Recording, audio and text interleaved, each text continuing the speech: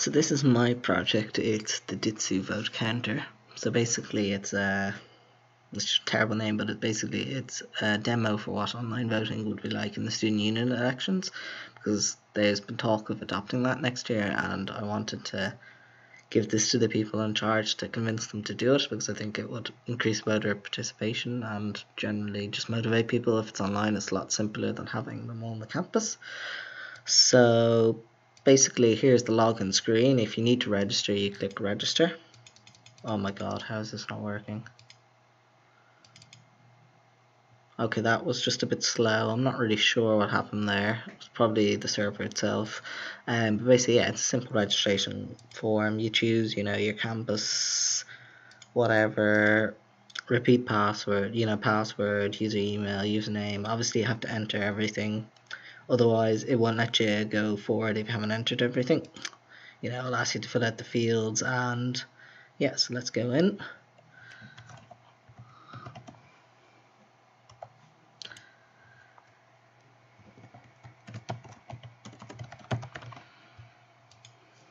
Now, if you try enter passwords that aren't the same or they aren't long enough, it won't let you either.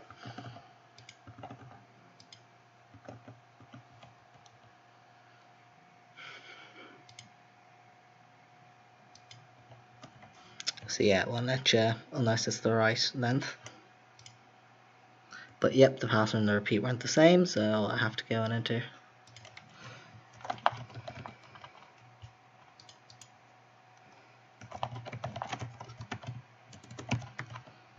And you can't enter the same email or username either, if just for reference, won't let you, because the username and email have to be unique, and they have to be an @DIT address as well. But there's too many, edge cases to go through here. There's a lot of checks.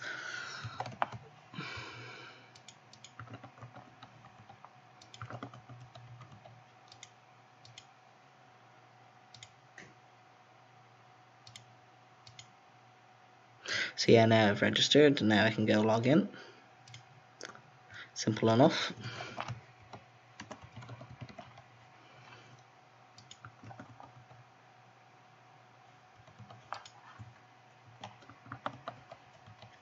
Obviously, if now it's the right password, you can't get in. And yeah, here displays all the elections that are in the database at the moment that match your campus. So, for example, if I log in with a Kevin Street student, it will actually come up with the Kevin Street college officer elections, not the Grange Gorman one. That's all controlled by, what campus you enter while you're, in the while you're registering. Of course, I'd have to change that if they were really doing this, because you wouldn't be allowed to pick what campus. But for the purpose of the demo, it seemed the best idea. But yeah, here it just shows info about them. I chose some images, just some stock images of DIT. And if you click here, we've got extra information. So, I imagine you'd put the subtitle here and then describe exactly what the elections are here. So moving into an election, you click vote now.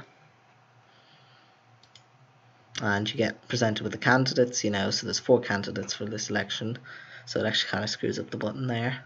And you're supposed to enter your preference because it's single transferable vote, not first past the post or anything, so it's single transferable vote. So here you get your enter your votes, and it won't let you enter all ones or anything, and if you don't enter a number, it will just assume 0. So you can say if you only want 2 people, you can vote 1 and 2. You don't have to vote for the rest. So actually I'll do that now.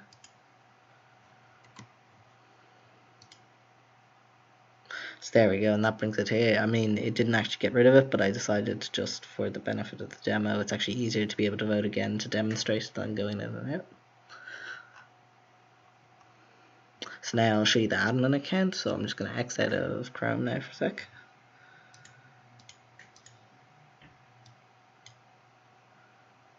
So yeah, we're back into Chrome.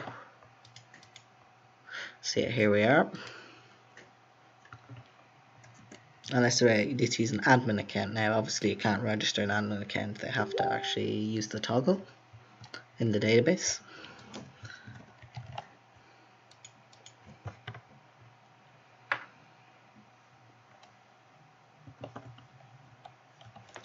see. I'm not really sure what just happened there. Oh, I see what happened there. Just because I was holding the Alt key, that's my mic button, and for some reason that causes Chrome to download the page instead of logging in, but whatever.